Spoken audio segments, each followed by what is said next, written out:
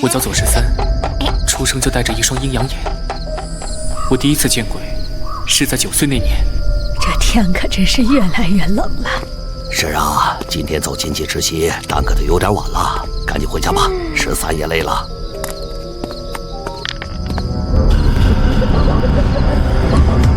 爷爷奶奶，那不是大纲叔吗？大纲叔好奇怪，眼睛怎么是绿的？脸上还有鳞片。走，赶紧走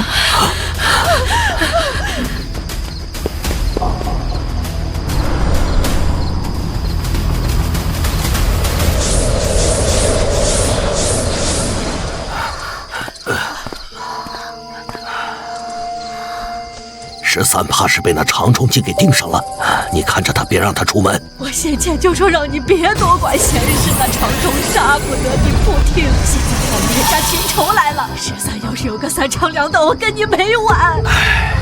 13，你听好，今晚乖乖在被窝里睡觉，不管听到什么动静都别出来，不管谁叫你名字都千万不能答应，哪怕是爷爷我叫你都不能答应，千万记住了。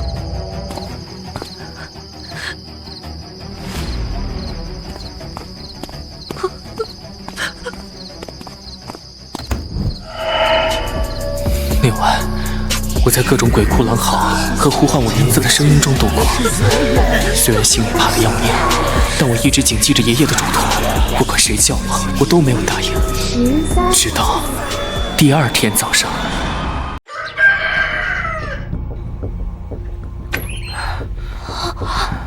爷爷，你怎么了？身上怎么那么多血？没事儿，都是鸡血。后来我才知道，那天晚上我能大难不死保住一条命，完全是因为爷爷家门上贴着2张门神，而且外屋还供着一尊菩萨，没有主人家答应，那些脏东西根本进不来，所以爷爷才嘱咐我，不管谁叫我名字，都不能答应。从家里出来后，爷爷直接带着我去了村子附近的一个道观里，他和老道士谈了很多我听不懂的话。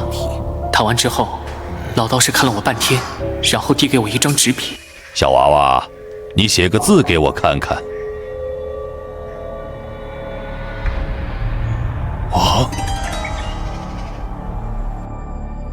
道长，这到底是好是坏？您倒是解释一下呀！老弟呀，跟你说句实话，你这孙子恐怕有大祸临头。这个一字是生字的最后一笔，也是死字的第一笔，是生末，也是死出。大凶之兆，九死一生。道长，你一定要救救我这孙子，他是我左家独苗啊！老弟，那蛇精已有数百年道行，且你这孙子天生阴阳眼，所以天道不赦。他昨天没有得逞，今晚乃是阴日，势必还会卷土重来。要想救你孙子，只有一个办法。什么办法？给你孙子找个棒尖儿。所谓棒尖儿，就是找个厉害的鬼魂定亲，以鬼治鬼，说不准能获得一线生机。爷爷当即就带我去了我们那儿最大的一个墓园。姑娘，老头我叫左右明，这是我孙子左13，五行属金土，八字为辛未、丙申、庚辰。庚辰生有一双阴阳眼，今天我厚着老脸带孙子来此，你若能护佑我孙子安然，我左家必世代供奉，不敢怠慢。爷爷，他为什么不收？是没看上我吗？没事，我们再去下一个墓。那天，爷爷带着我在墓园转了好几圈，直到天都黑了，也没遇到一个愿意答应的。爷爷说，可能是因为那长虫精道行太深，这些姑娘没人惹得起。天彻底暗下来，爷爷心里也着急了。要是在晚上12点前再找不到愿意护佑我的棒尖儿，我的小命就保不住了。爷爷！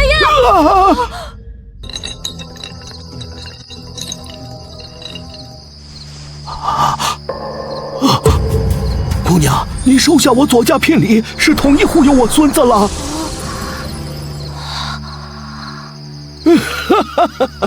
13，快给这位姑娘磕个头，说声谢谢，人家答应了。男儿膝下有黄金，跪天跪地跪父母。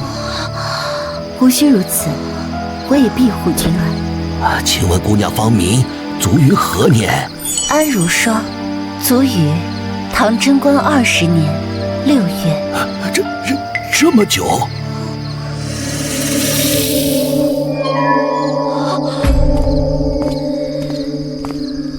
爷爷，那程仲卿找来了！爷爷，那程仲卿找来了！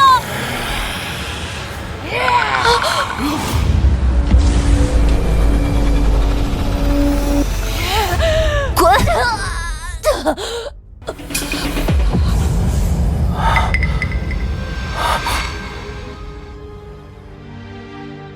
姑娘，你进来吧。13，这块玉佩你可要戴好了，不论什么时候都不能拿下来，更不能弄丢，知道吗？我知道了，爷爷。我左家有福，我孙子有福啊！自那以后，我家供上了安如霜的牌位，每逢初1、15，我都要在她的牌位下点香生蜡，香火一整天都不能断。而我有了安如霜这个媳妇儿之后，再也没有遇到过什么怪事，那长虫精也如同消失了一般。要说唯一有点遗憾的是，我的阴阳眼被封住了，见不到鬼，也见不到安如霜。随着时间流逝，记忆淡化，我都开始怀疑小时候的那段经历是不是一场梦了。还说是我媳妇儿呢，你真的还存在吗？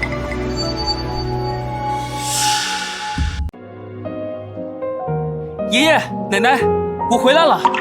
13回来了，快去给安如霜上炷香。当初人家救了咱爷俩的命，咱做人可不能忘本。知道了。老婆子，快去杀只鸡，大孙子好不容易回来一趟，得给他补补。来，多吃点。总叔，在家吗？来了。总叔，我家那位出事了，你可得救救他呀！你别着急，慢慢说。你家陈木匠出啥事儿了？他被鬼给上身了。啥？总叔，你快去看看吧，去晚了他就活不成了。行，这就去。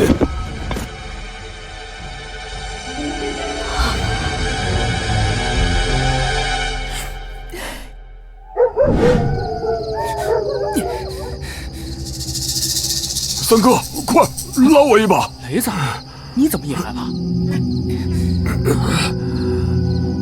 听说程木匠让鬼给上身了，我还没见过鬼呢，就来凑凑热闹。你也是来看热闹的吧？这可不是什么好热闹。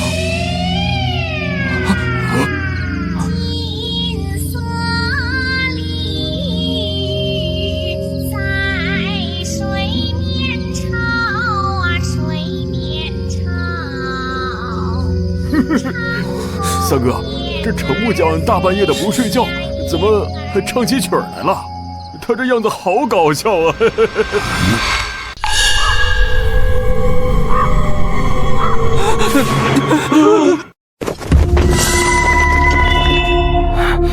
你是谁？附在老程身上做什么？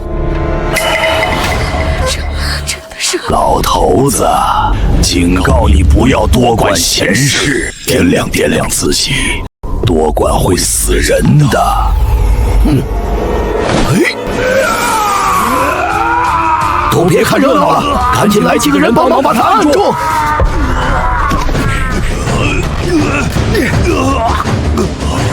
使点劲儿，千万要按住了！要是让他睁开了，可不得了！放心吧，左叔，过年几百斤的年猪都按得住，还按不住一个100来斤的人。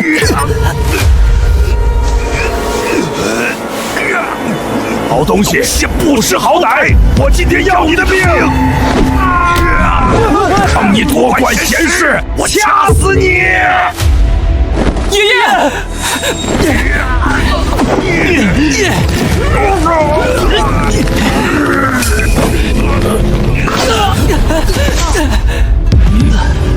你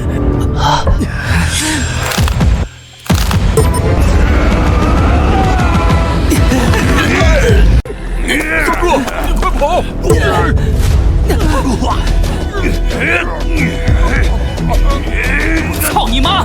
放开程雷！三哥，13！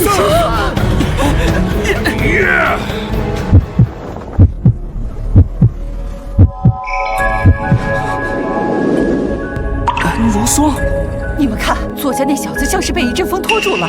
早说，一辈子做了不少好事，肯定是菩萨显灵了。你是谁？我是谁不重要，重要的是你不该来这里，也不该碰我的人。好，你在，我走。别让他跑了！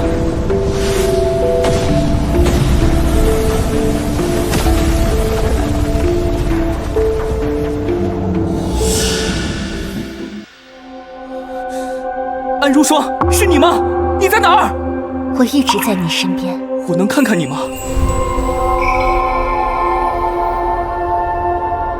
我与你的阴阳夫妻缘尽，我要走了。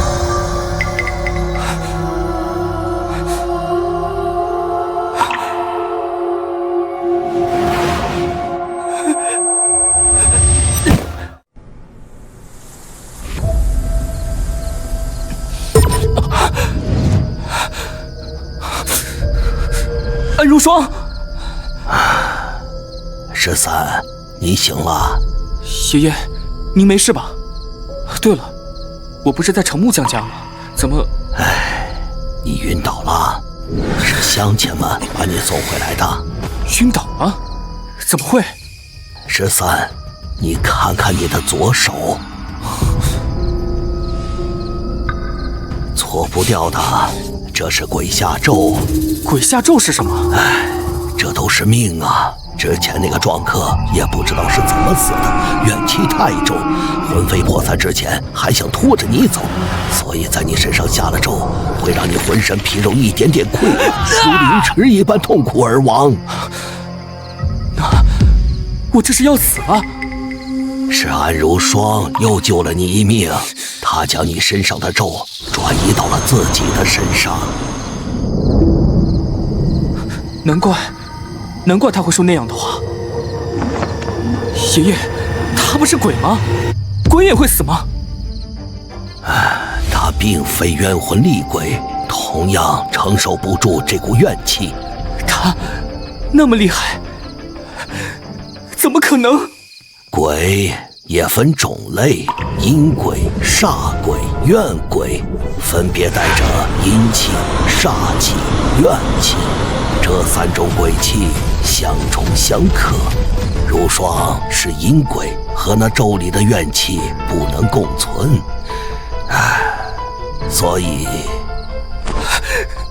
难道就没有办法能救救他吗？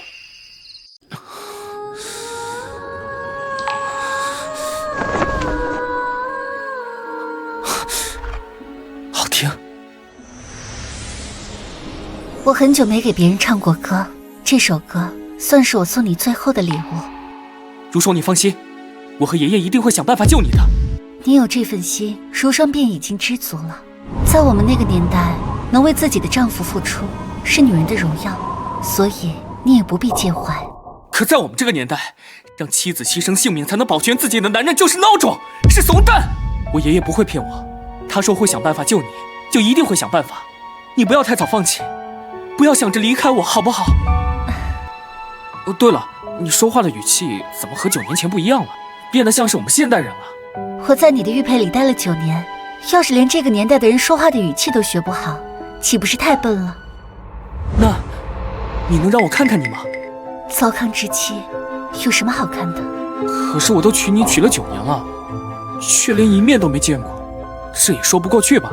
以前是我年纪小，不懂娶啊嫁的真正含义，但现在我长大了，我知道咱俩之间是什么关系了。你也不让我见见吗？你确定要见我？我可是鬼，说不定长得比那个撞客上身的程木匠还要恐怖吓人。不管你长什么样，我都想看。我已经娶了你，你还救了我2次，我不会怕你，只会感激你信任你。等以后有机会再说吧。这一晚，不管我怎么说，安如霜都没让我见他。他是担心我看到他的样子之后，会一直记得他，而他觉得自己马上就要魂飞魄散了，不希望我记住他。第二天一早，爷爷就带我出门去找鬼医杨震天。爷爷说这个人本事通天，不仅能治人，还能治鬼，不过脾气却很古怪。不治，不治！哼！杨先生，求您高抬贵手，救救我孙儿和他的鬼媳妇儿。求我也没用，我一辈子只给阴间鬼看病，这种在阳间的孤魂野鬼，死活与我何干？前辈，求求您救救我的鬼媳妇儿！只要你能救她，你让我做什么我都愿意。既然如此，你小子跪下给我磕3个响头，我就出手救他。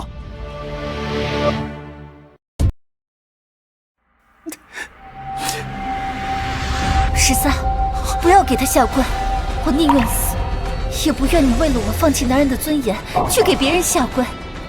如果能用我的尊严换回你的性命，又有何不可？今天别说是3个头，就是30个，我也磕。那好，那你就磕30个吧。30个就30个。13，谢谢你，能嫁给你是我的福气。虽然鬼医杨震天脾气古怪，但还是说话算数。我磕完30个头后，他没再说一句废话，把我带进了屋，让我坐进一个大水缸里。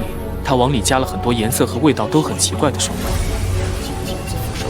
我知道，杨震天为了救安如霜，肯定付出了不小的代价。因为有次我上厕所的时候，我看见他在墙角吐血，头发也白了一些。那30个头，我磕得不远。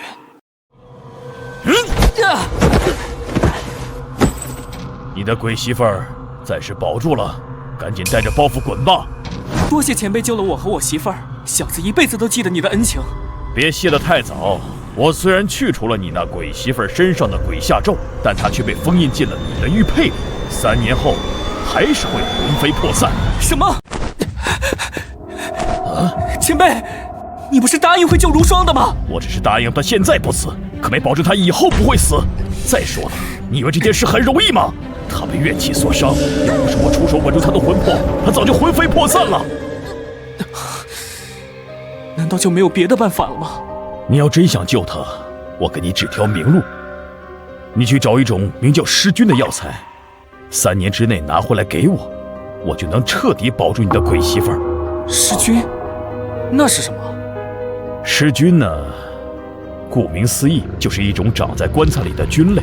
这种菌类只有尸体发生过尸变的棺材里才能长出来，因为尸菌形成需要吸收大量的阴气和湿气，而尸体尸变时产生的阴气是尸菌长成的必要条件，这使得尸菌里阴气极盛，刚好能滋补你那鬼媳妇儿被怨气损伤的阴气。可我上哪儿去找尸菌啊？这就是你的事儿了，赶紧滚！13，你拖着箱子要去哪儿？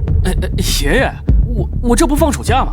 我约了同学出去旅游。不带手机，不带钱，你去哪儿旅游？我说实话，你到底要去哪儿？我想去找尸君，救如霜。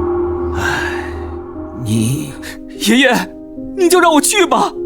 不是爷爷不让你去，而是那尸变的僵尸不是咱能找到的。先说这产生尸变的地方必然是巨阴固煞之地，这种地方不是道门中人根本就找不到。哪怕你运气好找到了，那尸变后的僵尸也绝不是你能对付得了的。可我也不能眼睁睁看着安如霜3年后魂飞魄散啊！爷爷，您当了一辈子的算命先生，你一定多少有点门路，对不对？罢了，看来是天意让你走上这条路。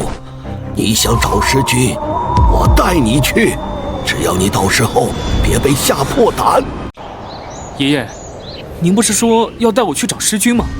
这分明是个道观，道观里能有尸君吗？你看我们爷孙俩老的老弱的弱，你连个程木匠都按不住，你是觉得你能制服僵尸，还是指望我这把老骨头能创造出什么奇迹？那3年期限，不急于这一时，先送你去道观拜师学艺，学上2年再说。可是这道观看起来破破烂烂，没什么香火的样子，能教我什么厉害的道法？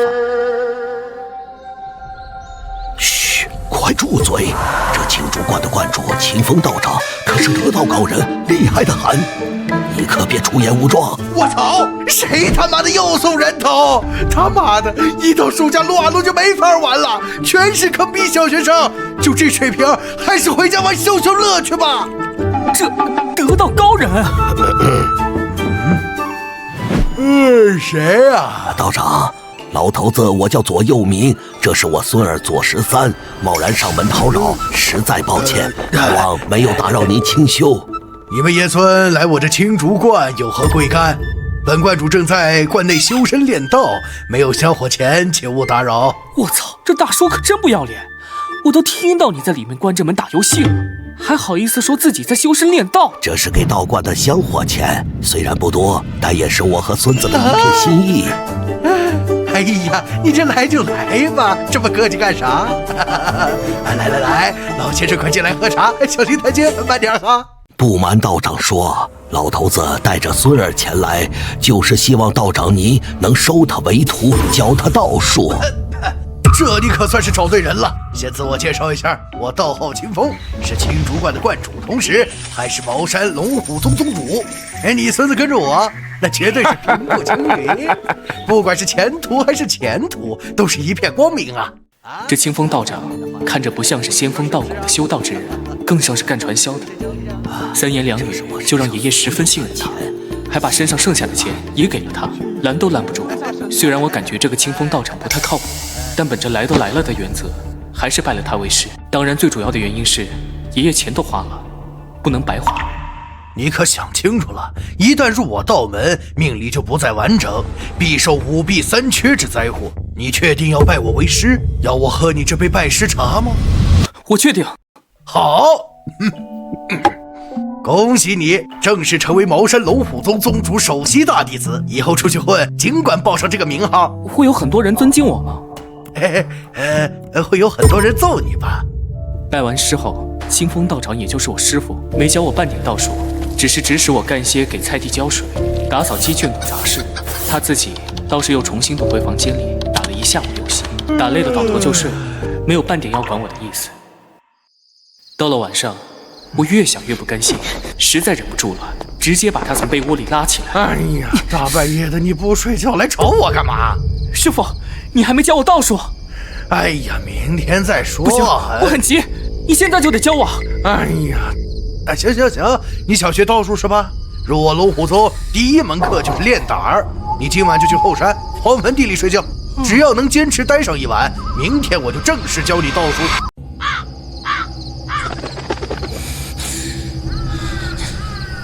不怕，我还要学道术救安如霜呢，这点考验不算什么。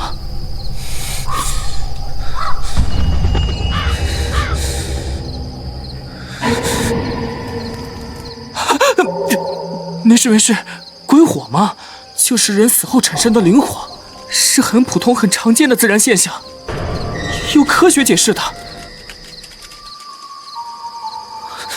他们这是要去哪儿啊？这些鬼火此时像是训练有素一般，排着队朝着一个方向飘去，分明就不正常。此时虽然我心里有些害怕，但又忍不住升起几分好奇，他们到底要去哪儿？在好奇心的驱使下，我关掉手电，摸黑尾随了上去。这到底怎么回事啊？这些鬼火怎么会融合到一起，还围着这户人家转？难道他们有自己的思想不成？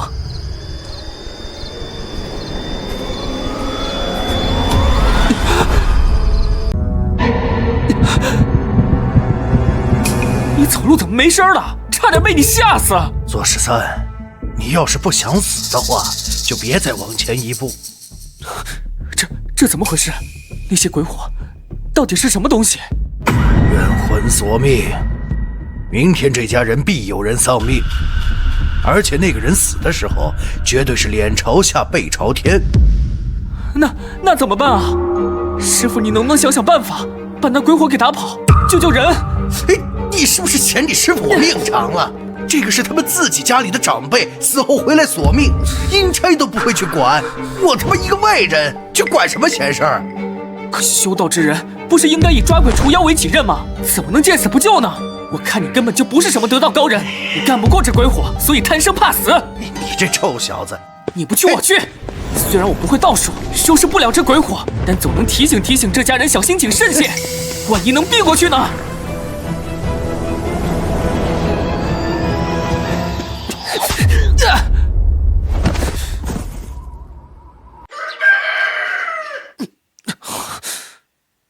这臭道士下手可真重啊！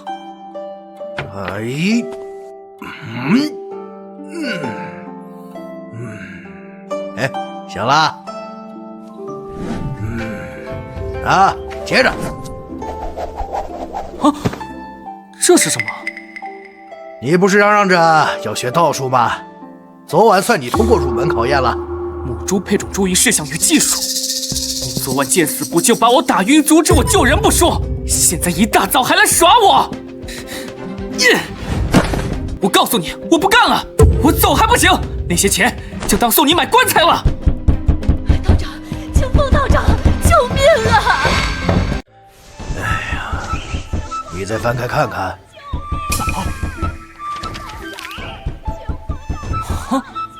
这还不学？学，必须学。那就去开门。昨晚你不是问我为什么见死不救吗？很快你就知道原因了。道长，我们家出大事了，救命啊！出什么事儿了？别着急忙慌的，给了香火钱再慢慢说。我公公他老人家赖在家里不肯走。这什么人啊？哪有人会撵自己公公走的？还这么明目张胆？问题是这种事找道士有什么用啊？你家老人去世多久了？7天了。何故不走？这个嘛，道长，你是不知道呀，我们家那个老头子活着就拖累我们，这好不容易死了还想拖累我们，赖着不肯走。你快出手帮帮我们吧，再这样下去，孩子都被吓坏了。胡说八道！你小时候父母拉扯你长大，从不觉得你是拖累，等父母老了需要你照顾的时候，就觉得是拖累了。你们走吧，我帮不了你们啊。道长，不管怎么说，我爸已经死了，生死有别，只要能把老头子送走，您要多少钱都行。罢了，看在你们这么诚心的份上，我就破例一次。不过这香火钱，道长您开个价，2000，先交钱后付物，不管成与不成，概不退款。行，2000就2000。既然你昨晚不愿意关，怎么今天又改主意了？为师认真反省了一下，觉得徒儿你说的对，修道之人就该以抓鬼除妖为己任，不能见死不救，绝不是因为撸啊撸又出新皮肤了。我就知道这个人根本就没有节操可言。当天下午，我就和师傅到了方家。师傅说日落之前必须要送走方家老爷子，否则一定会出人命。我以为这是一件很紧急很严重的事，一直严阵以待，半点不敢松懈。没想到到了方家，师傅先是在方家的招待下胡吃海喝了一顿，随后竟找了个房间呼呼大睡起来。徒儿啊，为师先睡一觉，你要是无聊的话，自己随便转转。没办法，我只能一个人在方家逛了起来。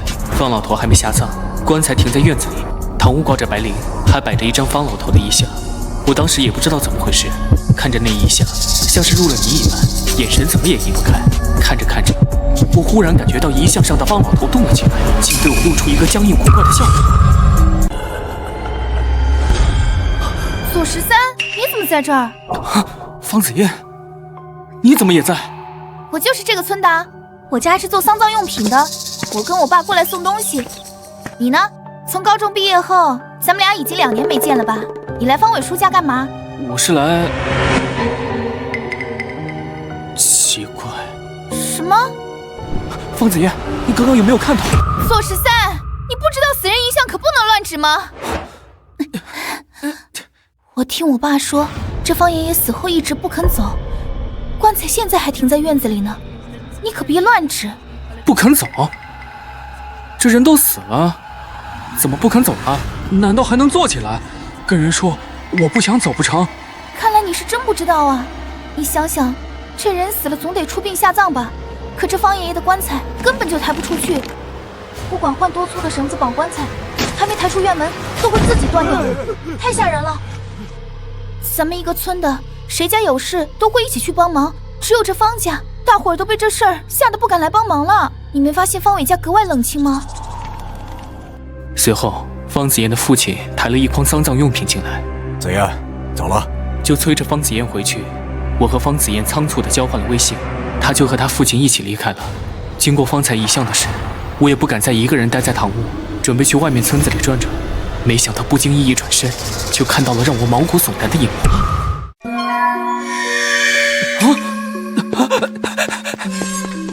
师傅，你快醒醒！闹鬼了，闹鬼了！哎呀，闹鬼？哎，什么闹鬼？大白天的哪来的鬼？哎，你跟我出去看看就知道了。哎呀呀，你慢点儿！哎，这鞋我鞋。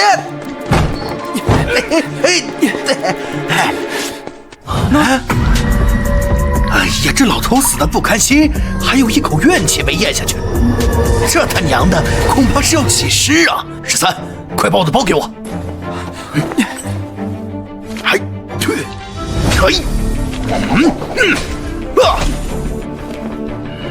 你把这2个纸人拿出去烧了，记住，烧之前先用柳树枝绑住他们，然后从头开始烧，千万别给弄错了。知道了。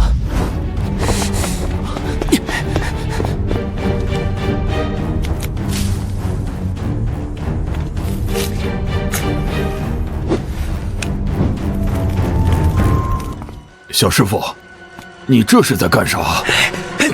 老实交代，你爸到底是怎么死的？今天可是他的头七，要是再敢说一句假话，绝对活不过今晚。我爸病死的呀。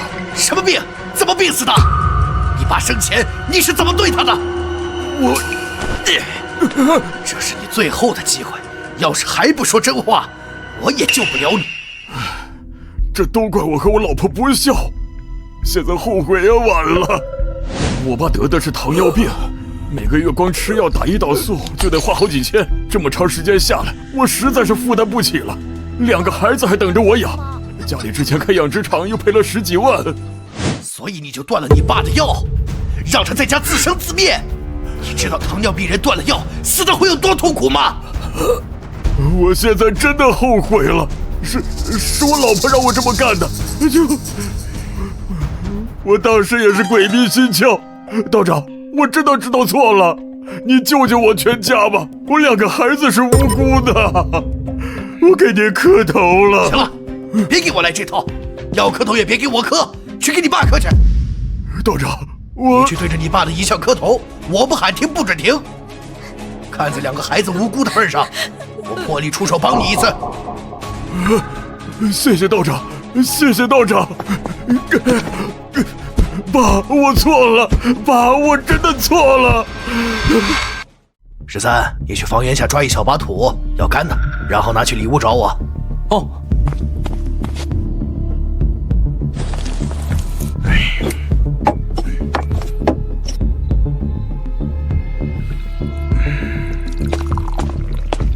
师傅，土来了，放碗里。13，你记好了，这屋檐土也叫百家土，聚百家之气，有驱鬼镇邪之功。哎，你还是童子不？我这么小就和女朋友生命大和谐过了？不是，我用过左手，还算吗？当然还算。去，给我尿碗里尿满。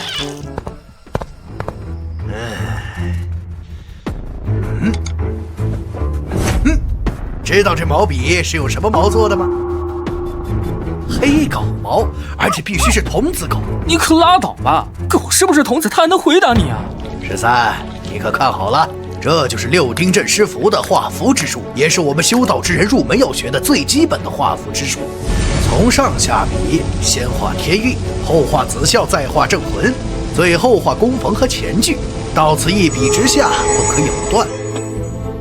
画符时，心要诚，意要宁，身要正，此符便成。师傅，我没看懂啊。没看懂，没看懂就对了。你师傅我这么有天赋，当初也是学了1个多月才勉强能画出来呢。你呀，还得练。爸，我真的知错了，你就原谅我吧。行了，起来吧，该出殡了。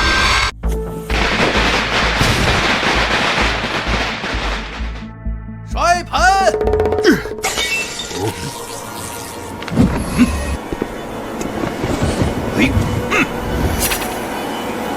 起棺。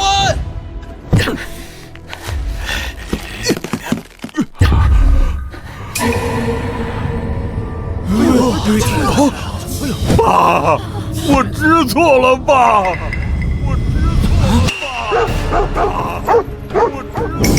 棺材上的符纸烧起来了！清风道长，这可怎么办啊？是啊，这也太瘆人了！我活了60年，还是第一次见到这样的怪事儿。大家别怕，这老爷子只是生前还有心愿未了。你们有谁知道他还有什么心愿吗？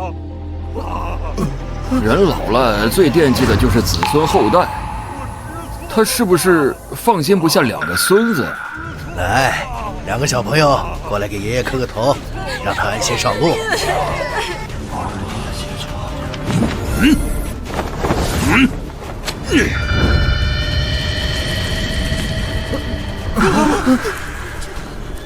太阳马上就要落完了，这他娘的，不会真要出事吗？清风道长，我这老大哥是不是放不下他的猫啊？猫？对，我老大哥生前养了一只大花猫，特别亲人，和他感情特别好。这几年他生病了，儿子媳妇也不怎么管他，是这只猫陪着他。我猜，是不是我老大哥想再看一眼他的猫啊？那只猫呢？赶紧抱过来！不行啊，道长，都说猫邪性，这时候放出来，万一诈尸怎么办啊？方伟这么说，并不是没有道理。小时候我也听爷爷说过，人死后是不能让猫狗靠近尸体的。一来，猫狗毕竟是畜生，怕它们万一野性发作，损坏尸体；这二来，猫狗长期被人类饲养，身上有了人气，很容易结了死人的气，导致诈尸。不过现在这情况，比诈尸也好不到哪儿去。师傅当机立断，让你报来你就报来。本道长修行数十载，一只猫还能反了天不成？道长，不是我不想报来，是我爸死后，我老婆说猫身上有跳蚤，就一棍子给打死了，就埋在外面的树下面。2个没人性的畜生！要不是你们平日里不孝顺，你爹至于养只猫来作伴？这下好了，人才刚死，你们就打死了他的心头肉，是诚心不让他安心走啊！真没良心！哎呀，还不快去把那猫儿的尸体挖出来，带过来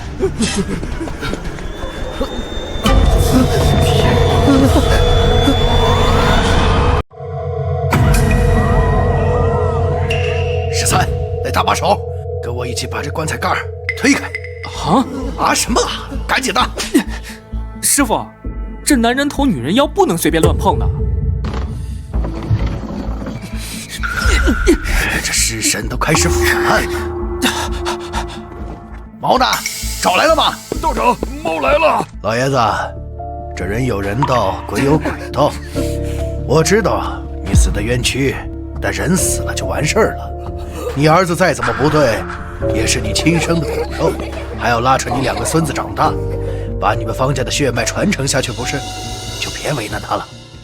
哎呀，就让你的猫陪你一起上路吧。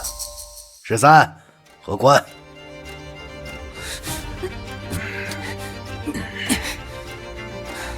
没事了，都过来吧，换绳子，重新起棺。重新起棺出殡，没有再出任何意外。方老爷子被顺顺利利地抬上了山，这件事总算是告一段落，所有人都松了一口气。而这时的我还并不知道，方老爷子的事只是一道开胃小菜而已，接下来还有更多的怪事接踵而至。回到青竹观后，当晚我躺在床上，想着白天在方伟家发生的事，翻来覆去睡不着，干脆爬起来，拿出师傅给我那本《母猪配种注意事项与技术》，不对，是茅山道术大全，看了起来。修道者也，虽能捉鬼除妖，游走于阴阳两界，但命中定犯五弊三缺之灾。所谓五弊三缺，五弊为鳏、寡、孤、独、残，三缺为钱、命、权。老而无妻者鳏，老而无丈为寡，幼年失父为孤，老年无后为独，身病不全为残。世间万物相辅相成，相生相克。修道之人窥探天机，天理不容，必受这五弊三缺之灾。看到这里，我心都凉了。按照这书上的意思，这辈子不仅没媳妇没后代，而且钱命权这三样也必缺，岂不是命苦得很？左13，白天听你说你在青竹观学道术，我明天可以来找你玩吗？可以啊，正好咱老同学也2年没见了。那如果方便的话，我可以来观里住几天吗？啊？还要住几天？怎么了？不行吗？我看青竹观很大，应该有多余的房间啊。这个主要是我做不了主，我得问问我师傅。行，那你帮我问问吧。不早了，我得洗漱睡觉了。明天见。明天见。这方子夜该不会对我有意思吧？2年没见，她变得更漂亮了。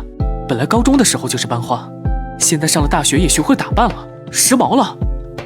不行不行，我都有安如霜当媳妇儿了，不能对不起安如霜，不能再胡思乱想了，还是赶紧睡觉吧。左13，方子夜，你来这么早？家里待着无聊嘛，就想早点过来找你玩。没想到你还挺勤快的，这么早就在干活了。师父命不敢违。走吧，带我四处逛逛，我还是第一次来道观呢。啊，这样不太好吧？男女授受不亲。13，现在都什么年代了，你怎么还这么保守？该不会你到现在还没碰过女人吧？好了，不开你玩笑了，你带我去道观外面转转吧。今天天气这么好，不出去走走岂不浪费？他昨天在微信上还说要来道观玩，怎么今天就要去外面玩？女人这么善变了吗？而且他以前话不多，只爱学习，才2年不见，怎么就变得这么开放了？13，你这是要去哪儿？师傅，我同学来找我玩了，我想带他出去四处逛逛。同学？你这同学挺特别呀。啊？什么特别啊？行，既然同学来了，就多陪陪同学。咱们北九水的风景还是不错的，去吧。然而此时我并不知道，一个专门针对我的阴谋正悄然而至。13，那边风景更好，我们再往里走走啊。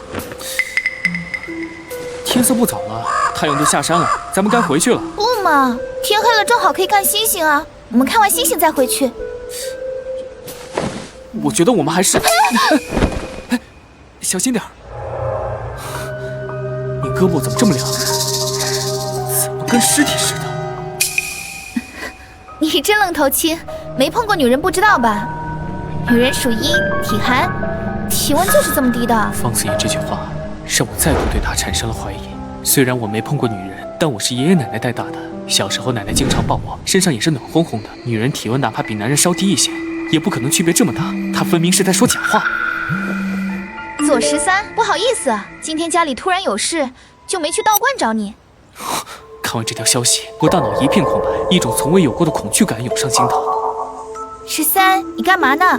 盯着手机发什么呆呀？没什么，同学群里的消息说咱高中班主任李邪住院了，正约时间一起去探病呢。对了，你要去吗？李老师生病了，那是得去看看。什么时候？13，你为什么这么看着我？你根本就不是方子夜，他刚刚给我发过消息，说他今天根本没来找过我。我们高中班主任也不叫李邪，更没生病住院。你到底是谁？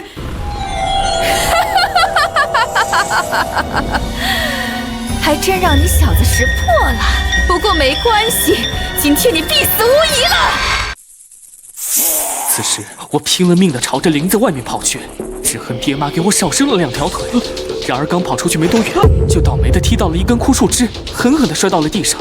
而此时那蛇精已经追上来了，离我不到2米远的距离。这下真的完了。10年前你爷爷害了我的儿孙，今天我也要断了他的后，让他尝尝那种痛苦的滋味。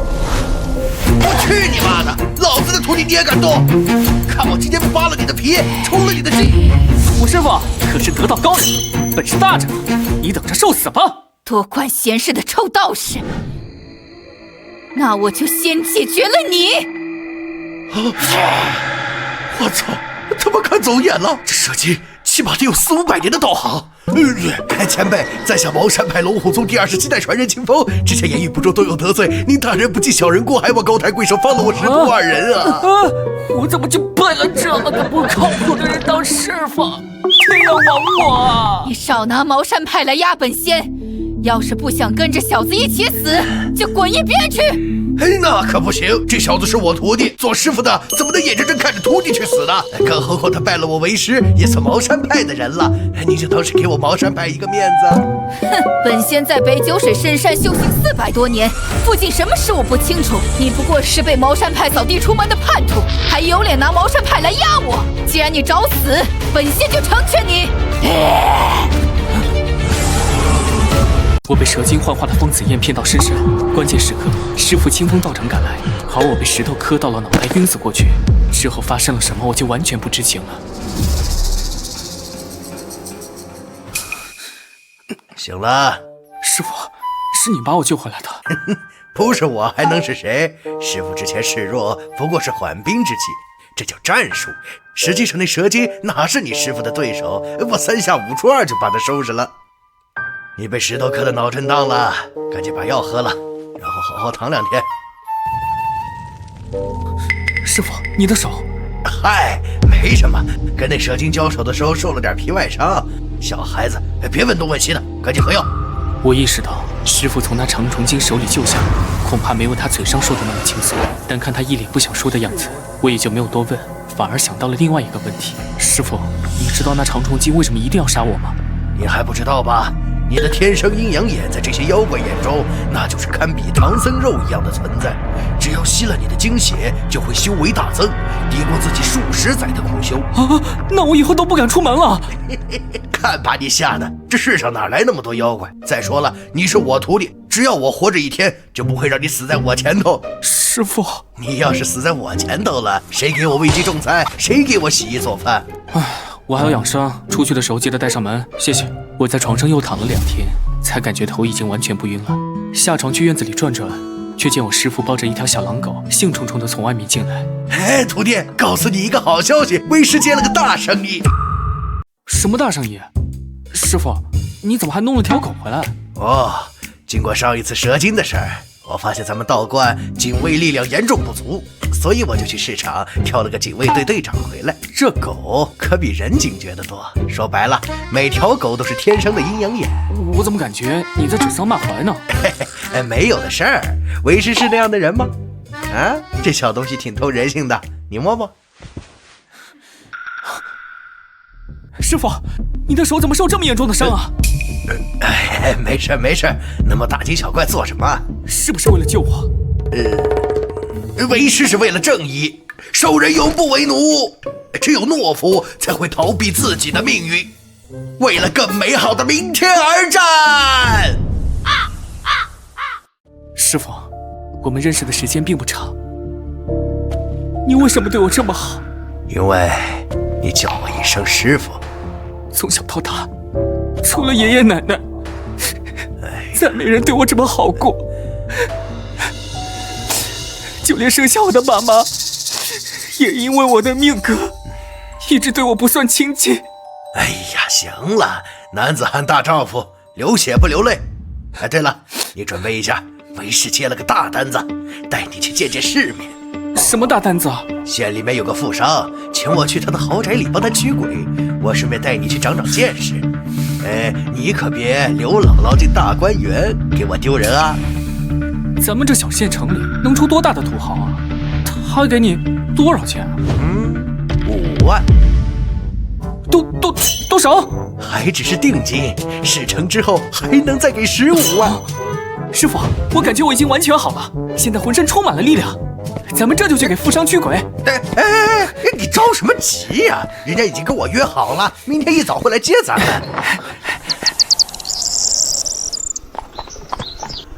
13李文，这2个人浑身带着一股墓地的土腥味，他们之前绝对去过别人的墓。切，真的假的？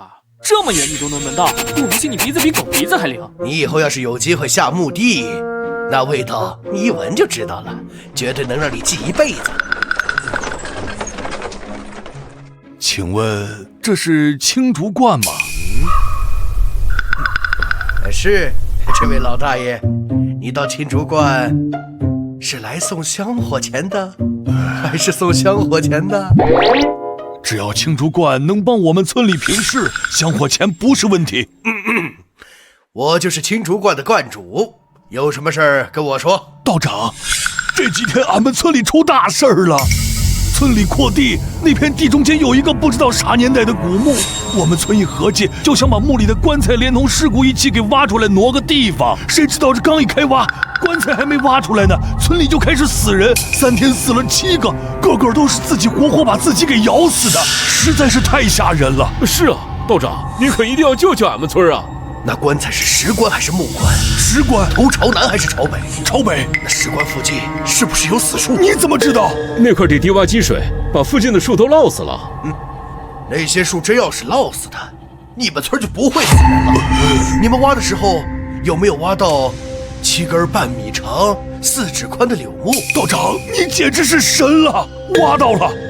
道长，您是高人，一定得帮帮我们呢。哎，你这个事儿比较麻烦，收费5000。没问题，没问题。那就走吧。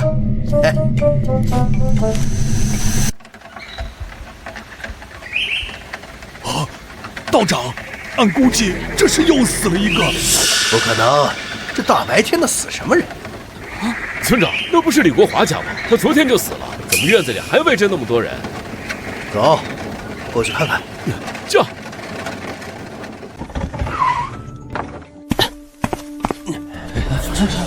这到底怎么回事？真吓人！吴警官，这具尸体身上没有丝毫搏斗的痕迹，而且尸身上的齿痕并非动物，死者的嘴型和齿痕基本吻合，也确实只提取到了死者自己的 DNA。死者全身上下的所有伤口都是死者能自己开口咬到的地方，种种迹象表明，死者是死于自杀。他是自己把自己活生生给咬死的。治安官，现在该相信俺们了吧？俺们村3天死了7个，都是自己给自己咬死的。是啊，肯定是那石棺的问题，死的那7个全都是动手挖石棺的。给我们个说法，给我们个说法！大家都静一静，不要吵，我们要相信科学，不要搞封建迷信。他们的死绝对和什么石棺、什么鬼怪无关。石棺死命了，他不有什么鬼怪呀？那你给俺们解释一下，这人活得好好的，又不疯又不傻，怎么就能自己给自己活活咬死啊？就是，你倒是用科学给俺们大家伙解释一下呀！治安官，能让让吗？我想看看这尸体。死人有什么好看的？赶紧站远点，别在这儿妨碍公务。或许我能帮你们破案呢。你破什么案？破案那是我们警察的事儿，你瞎凑什么热闹？赶紧让开！再妨碍公务，我就要依法把你铐进局子里去了！你干什么？起！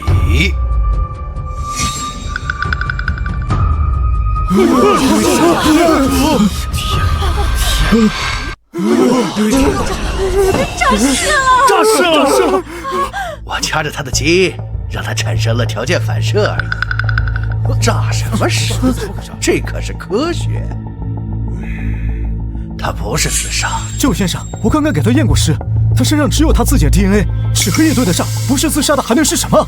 我的意思是，他是自己给自己咬死的，但不是出自他本人的意愿，所以不能说是自杀。道长，是不是真和那石棺有关系？有没有关系，要等我去看了才知道。前方带路。道长，这边请。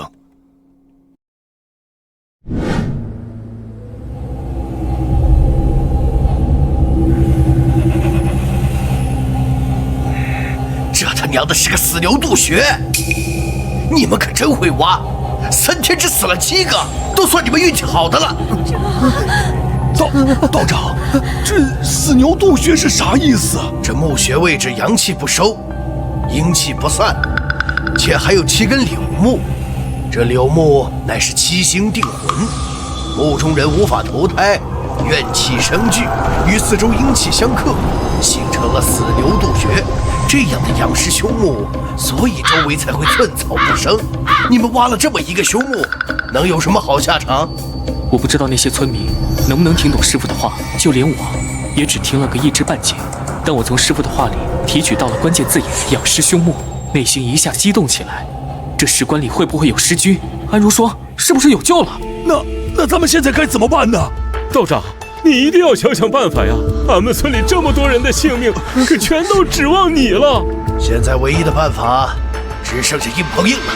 你们都回去拿工具，趁着天还没黑，赶紧把这石棺给撬开。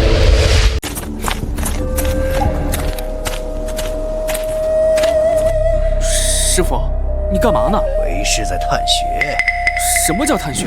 探穴通俗点说也叫探阴。这么和你说吧，要是我绕着这棺材7尺之外的离尘超过35步，则是大凶之墓。这个墓刚好34，所以里面的尸体大概率没有尸变，这样就好处理得多。你可拉倒吧，每个人的脚大小都不一样，你用脚量着是34步，换个人说不定就35步了，那不就是凶墓了吗？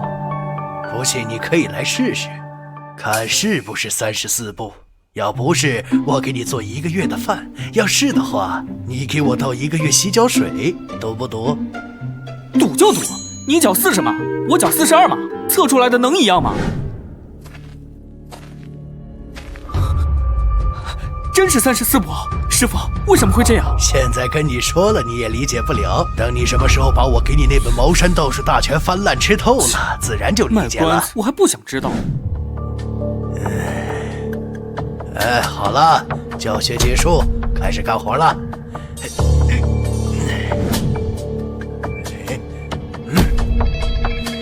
大家都过来一起，咱一下子把这石棺给撬开。道长，这石棺一点缝都没留，没处下手啊。那就用蛮力，砸也要给它砸开。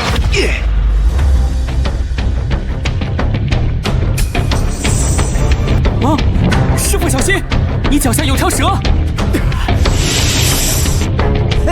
区一条小蛇还能吓到本道长？不是你们这什么表情？都动起来啊！石才你来，作为我的徒弟，你先做个表率。师傅，你低头看看，那石棺正在往外渗血。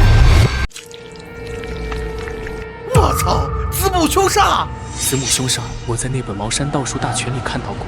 是这棺材里的尸体死的时候身怀6角，腹中胎儿还没来得及出生，就跟着母体一起死了，怨气极巨。这对母子若是尸变，便叫做子母凶煞，俗称旱魃，极为凶悍。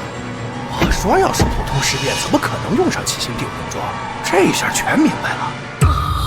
道长，这不行，咱再把石棺埋回去吧，咱别招惹他了。现在埋回去也没用了，除非你们能接受你们村的人全部死完。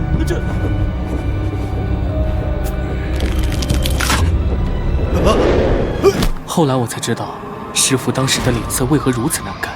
这面小旗子是茅山道士测凶所用，捉鬼降尸之前，将旗子插于东南角。若是旗子一动不动，则代表相安无事，没有危险；若旗子微微偏倒，则代表这里的东西不好惹，最好赶紧离开。若旗子完全歪倒，则代表这里的东西极为凶猛，若不及时离去，性命难保。我就不信了。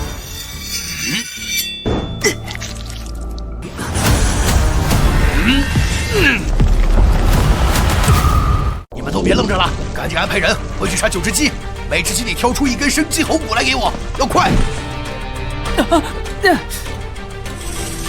师傅，你在干嘛？我在找七星定魂桩的生气和阴气的流向，然后把尸气封起来。这七星定魂桩不知道是哪位高人留下的，竟然能定住这子母凶煞这么多年。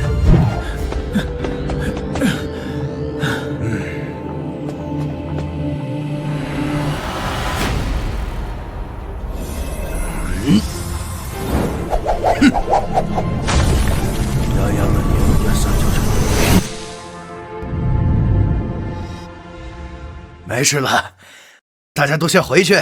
听到什么声音，都千万不要出门。道长，那这事儿解决了？解决？哪儿有那么容易？我只是暂时把他们封住而已。这子母凶煞根本就不是我能对付得了的。现在我要回师门请帮手，为了以防万一，13，今晚就由你留在这守着。啊，我守？你不守谁守？不然我来守，你去请个高人来帮忙。可是我才刚拜师不到半个月，啥也不懂啊，我拿什么守啊？小道长，你是不是一个人害怕呀？这样，俺留下来陪着你，咱们相互有个照应，壮壮胆儿就不怕了。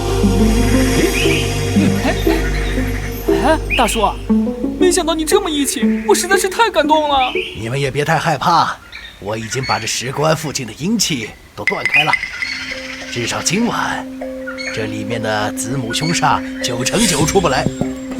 这个你拿着，要是真发生什么意外，就赶紧点燃这根香，在它燃尽之前，可保你们平安无事。还有这定尸符，可以定住他们一段时间。我该动身了，早去早回。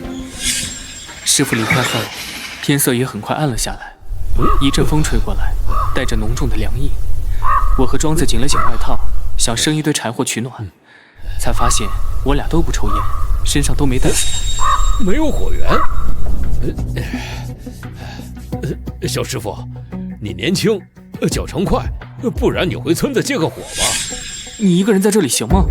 不然我留下来，你去借火吧。没事儿，现在天还没完全黑呢，你快去快回，再不走天可就真黑了。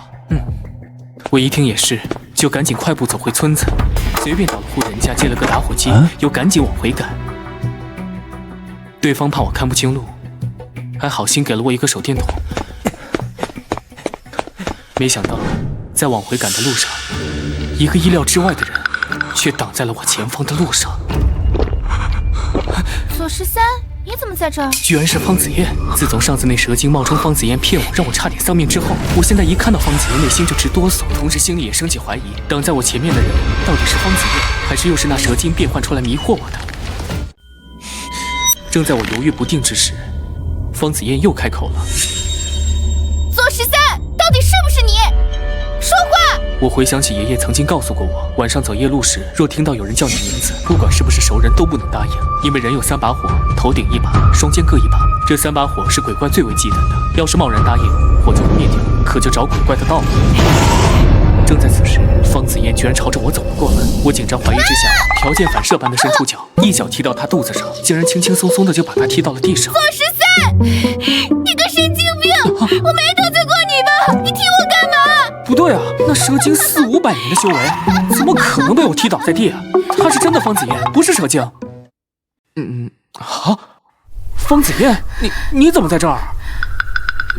对不起啊，我刚刚真不知道是你。你说谎！我的声音你难道听不出来吗？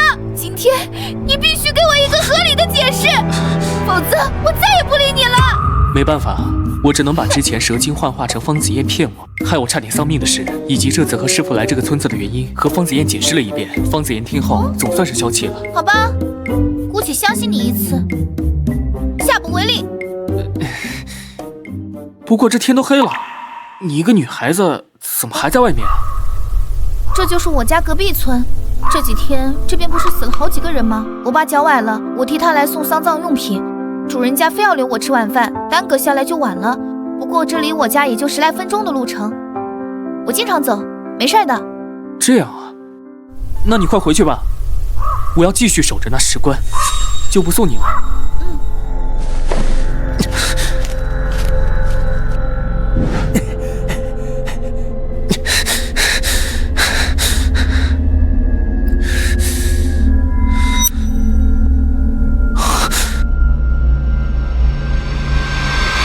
我从村子里借了火后回到石棺处，却发现庄子不见了，而且更让我头皮发麻的是，方子燕不知道又从什么地方窜出来，从身后拍住了我的肩膀。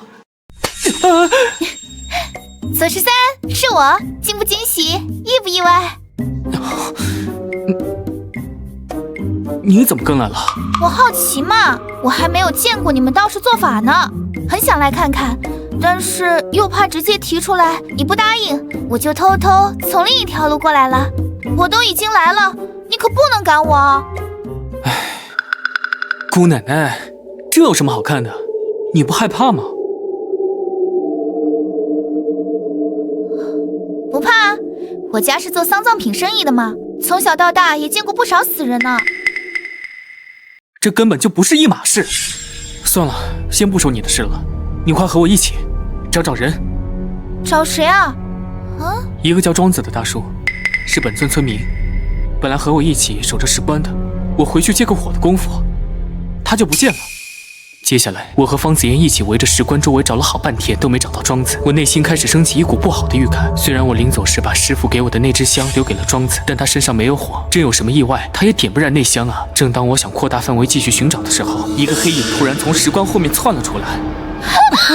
怎么了，小道长？你为啥这副表情看着？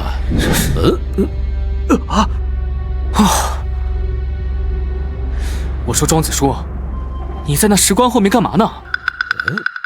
刚才叫你半天怎么不答应？你这一声不吭的窜出来，谁能不怕？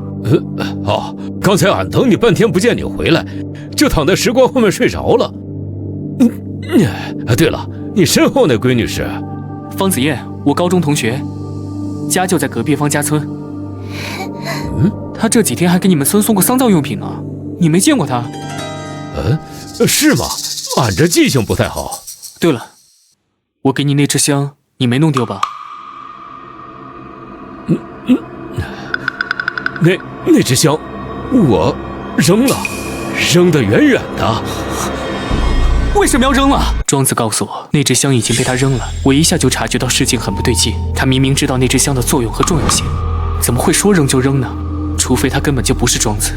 我心中正怀疑之时，不经意间眼神扫到不远处师傅用铜钱做的标记，却发现原本插在铜钱边上的鸡喉骨却不见了。一阵寒意从我的脚底直窜脑门，我吞了口唾沫，强迫自己冷静下来，看向方子燕。方子燕，你衣服上的纽扣能不能借我用用？方子燕的纽扣是铜的，可以反光，我准备拿来充作镜子，验证一下面前的人到底是不是庄子。在茅山道术大全的记载中，有4种半夜见鬼的方式：一是阴阳眼，2是用柳树枝沾着牛眼泪抹在眼睛上，3是在房间里打扫，4是用镜子照。而我的阴阳眼，之前杨震天已经帮我暂时封住了。现在周围唯一能用的工具，只有方子燕衣服上那颗铜纽扣。方子燕或许也察觉到了庄子不太对劲，倒没问我要纽扣干什么，干脆的扯下纽扣递给了我。我压抑住内心的恐惧，偷偷将纽扣对准了庄子。然而纽扣上反射出来的画面，却让我瞬间血液倒流。那根本就不是庄子，而是一个披着长发、穿着红衣的女人，她的肩头上还坐着一个小孩。小子，还敢拿镜子照我？就你那点伎俩，还在我面前班门弄斧！我被这一景象吓得汗毛直立，而旁边的方子燕已经吓得瘫在原地动弹不得。我赶紧一把把她从地上拽起来，别愣着了，赶紧跑啊！左13，我腿没力。女人就是麻烦。你们还想跑？拼了！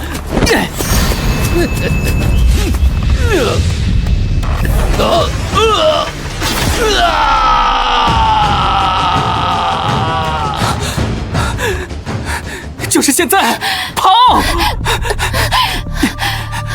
不行，我刚刚摔倒的时候，脚好像扭了，好痛。你，我看看严不严重。他又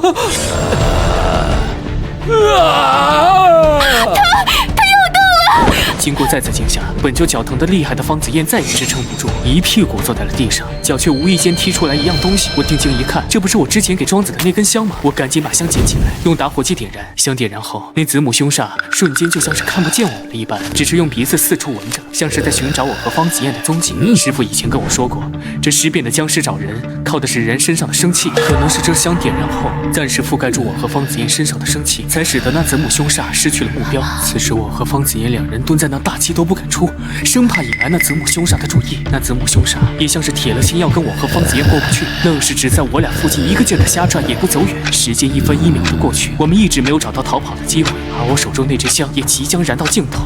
做13，这香就要烧完了，怎么办？看着手中即将燃尽的香，我脑子里闪过很多杂乱的思绪。我想到我的出生，想到爷爷给我断的命，想到我那个不靠谱的师傅，还想到了玉佩里的安如霜。最终在心里下了一个决定，虽然我才刚拜师没多久，还没学会什么本领，但既然已经入了道门，现在我就该去做我应该做的事。我将手里的香塞到了方子嫣手中，你拿着，我去把那子母凶煞引开，你赶紧马上跑。喂，你爷爷我在这儿，有本事来追我！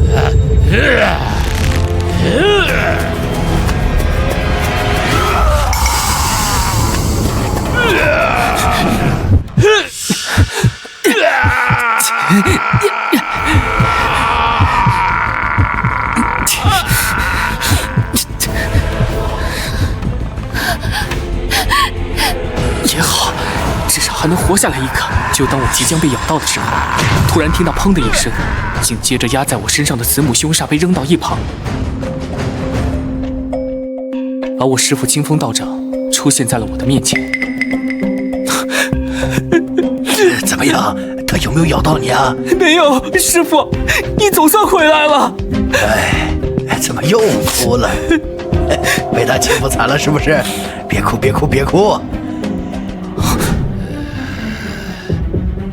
敢欺负我徒弟，看师傅给你报仇！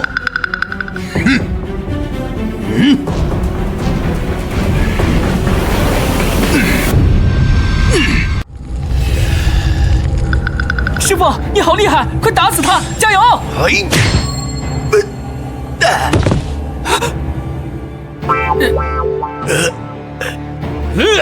师傅，小心！1转天地洞，2转六神藏，3转四煞舞，4转烽火堂，5转霹雳翻，迎天无道，并复五雷馈正，急急如律令。是。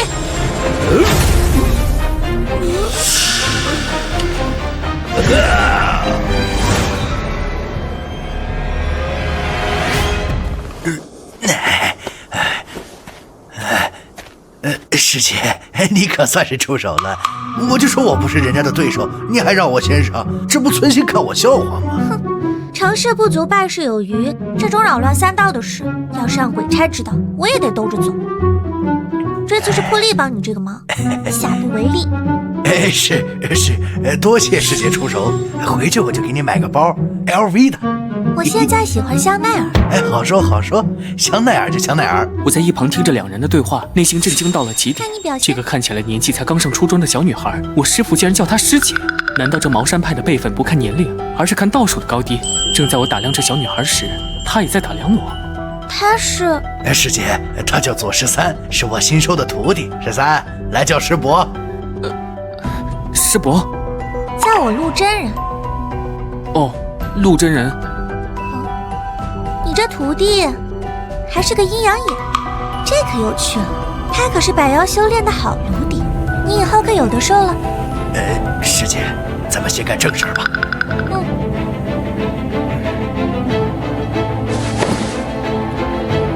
九尘破秽道邪惊灭亡。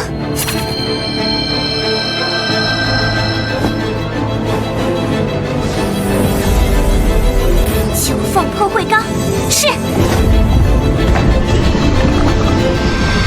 石棺里传来的女人的嘶吼和孩童的哭叫声十分尖锐，听得人内心鼓噪，心烦意乱，像是有一股无名的怒火即将冲出身体。正当我心绪不稳时，师父忽然拍了拍我的肩膀，在我耳边小声提醒：闭上眼，稳住心神，在心里默念：临兵斗者，皆阵列前行。我按照师父教我的，在心中默念，慢慢就感觉到石棺里的声音消失了，心中那股无名怒火也平息下来。等我再次睁眼时，发现我师父正在石棺前烧纸，而那位陆真人已经不见了。师父，这事彻底解决了吗？算是解决了吧。只要把这石棺埋回去，别再乱动它，就不会再死人。这就好。对了，庄子叔没事吧？没事儿，只是被鬼上身后身体有些虚弱，送回去躺几天就好了。哎，真是麻烦。为了解决这事儿，不仅折了3年寿，还折了一个包，就要了5000块酬了，哪够买一个香奈儿的？还不是得我自己贴。师傅，买包这事我知道，可这折寿是怎么回事？你以为这子母凶煞随随便便就能解决？没人折寿，就连你师伯来都不成。他刚刚用的符，纸上写着生辰八字，用过之后，那生辰八字上的人就会折寿3年。师傅，没想到你这么伟大，之前是我误会你了，以后你就是我的偶像。我伟大什么？那符纸上的八字又不是我的。不是你的，那是谁的？你的。啊！死老头子！我去你大爷的！给我站住！我要试试！我要试试！子母凶煞解决后，回到青竹观，师傅突然说要教我点真本事。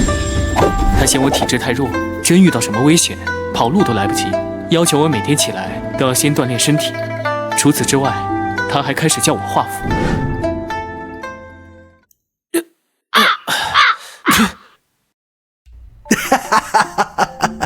行了，你这个天赋让你1天就学会画符，的确有些勉强了。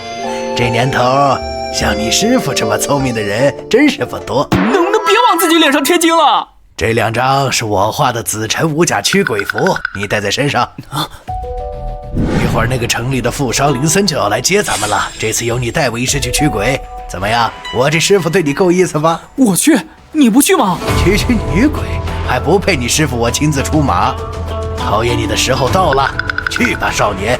当时听说我要单独行动，我心中虽有些忐忑，但更多的是激动和跃跃欲试。没去想师傅为什么突然就不去了，明明他那么爱财如命，又喜欢占便宜，好不容易遇到一回这种土豪订单，就算天上下刀子也不可能拦住他。后来我才知道他不是不想去，而是不能去，当然各种原因都是后话，暂且不表。师傅，那你还能再给我点保命的东西吗？万一我干不过那女鬼，你这好不容易培养出来的徒弟不就报销了？不是为师吝啬，这保命的东西越多，对你这次历练就越没有帮助。这就跟玩游戏一样，要是开局我就给你一身顶级装备，你直接就把 BOSS 秒了，能学到什么？那能一样吗？游戏里死了还能复活，现实中死了就是真死了。不行，你必须给我一件保命的东西。来，把这个拿上。师傅，你这是把我当小孩哄呢？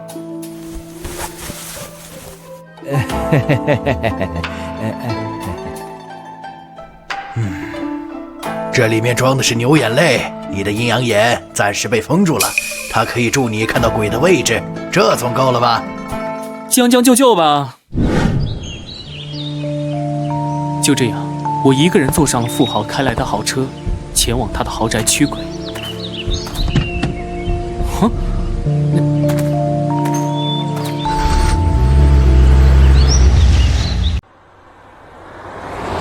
林家闹鬼的事，大概情况之前师傅已经给我讲过，这就是个烂俗的感情纠纷。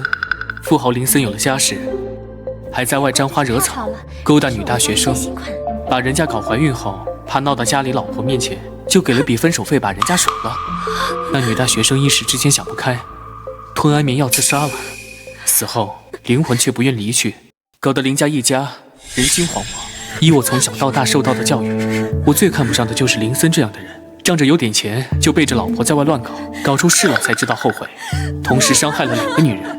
但道德归道德，鬼魂是不能长时间在人间逗留的，哪怕是为了那个女孩子好，此事也必须要尽快解决。进城的路还很远，我坐在车里无聊地望向窗外，却看到不远处的路边站着一个熟人。雷子，停车！雷子，三哥，我去，你这是中彩票了还是咋的？不是，我不是跟你说过，我现在在青竹观学道术吗？这是客户的车，接我去他家驱鬼呢。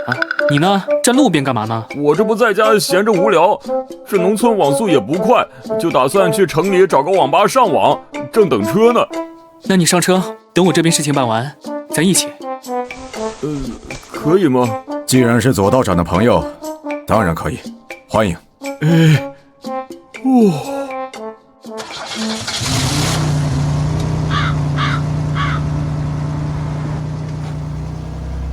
车子开了近半个小时，终于到了林家别墅。没想到刚一进门，就遇到了一个意料之外的人。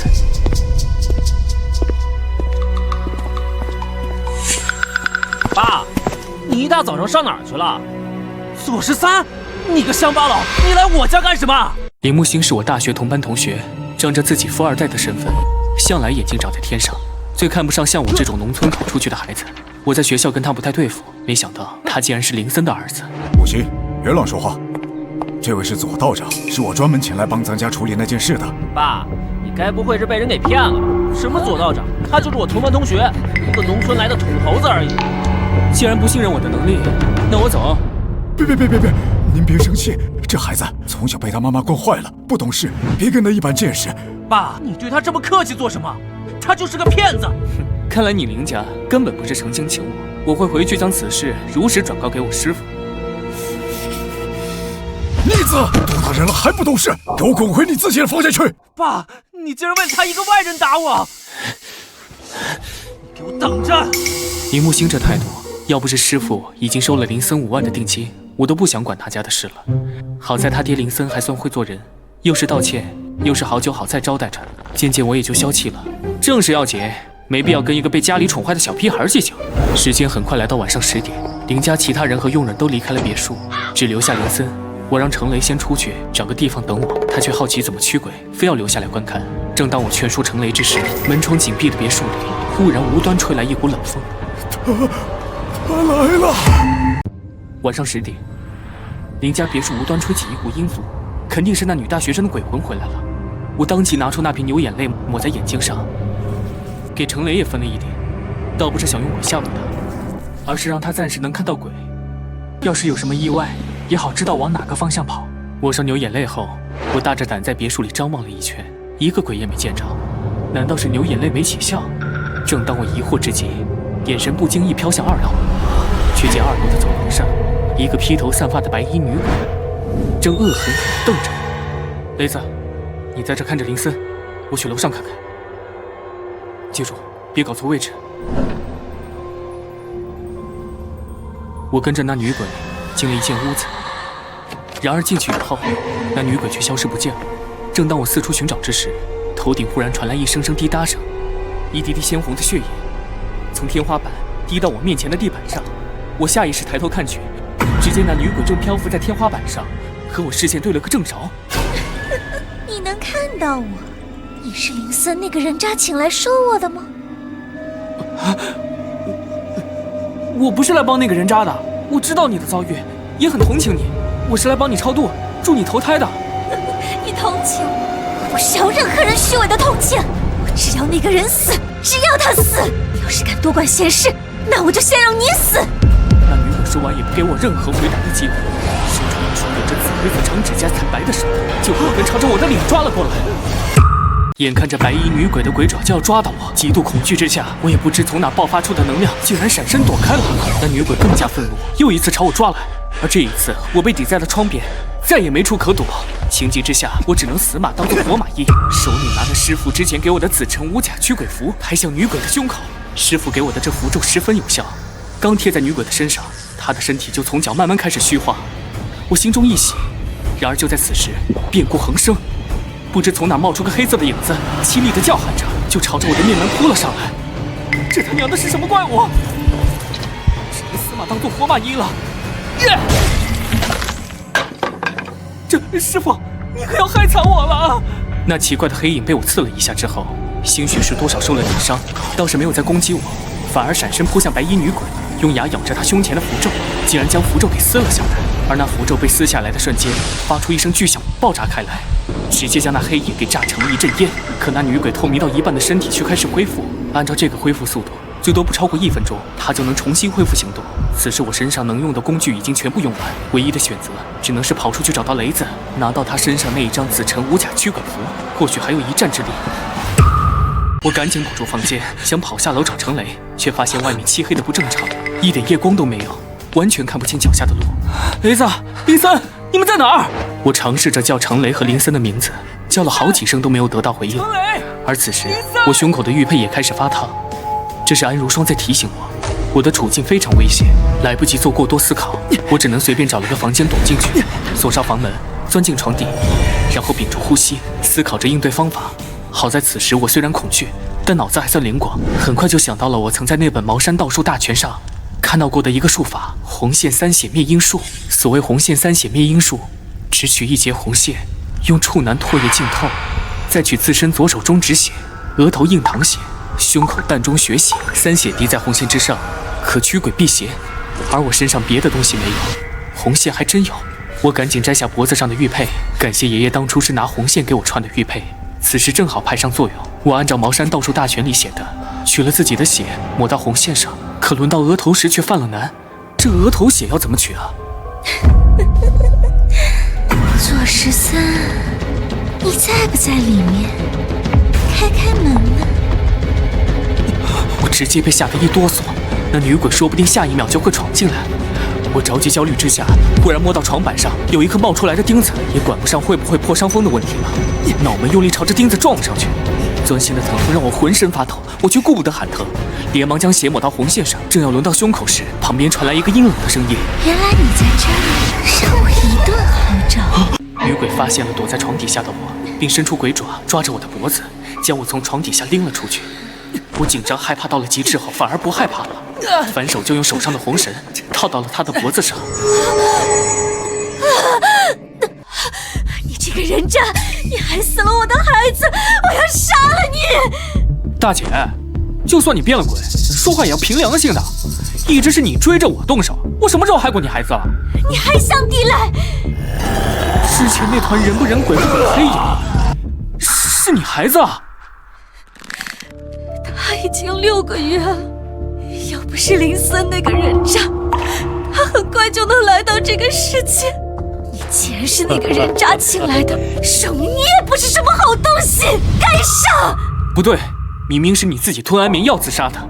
林森欺骗你感情纵然有错，可他给了你一笔丰厚的分手费，是你自己贪得无厌，害了你自己的性命，也害了孩子的性命。他说谎，我根本就不是自杀的。是林森那个人渣骗我当小三，他骗我说他离婚了，可他根本就没离婚。被我发现真相后，他怕我闹到他老婆面前，就灌了我一整瓶安眠药，伪装我自杀。可怜我的孩子，还没来得及出生看一眼这个世界，就被他的亲生父亲给害死了。小道长，换做你，难道你会不恨？听着女鬼的话，我心中十分震惊，这说的和林森说的完全不一样，他们到底谁在说谎？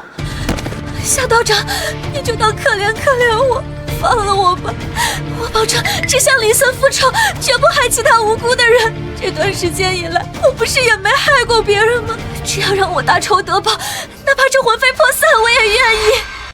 面对女鬼的哀求，我不得不承认，我有一瞬间的心软。可很快我就清醒过来，她是厉鬼，而我是道士。若我做容厉鬼留在人间害人，不管什么原因，都是天理所不容的。你是鬼，人鬼殊途，你不能再留在人间。至于你刚才告诉我的事，我会用人间的办法去求证。若是真如你所说，你不是自杀，而是被林森杀害，也应该用人间的法律来惩罚他。放下你的执念，投胎去吧。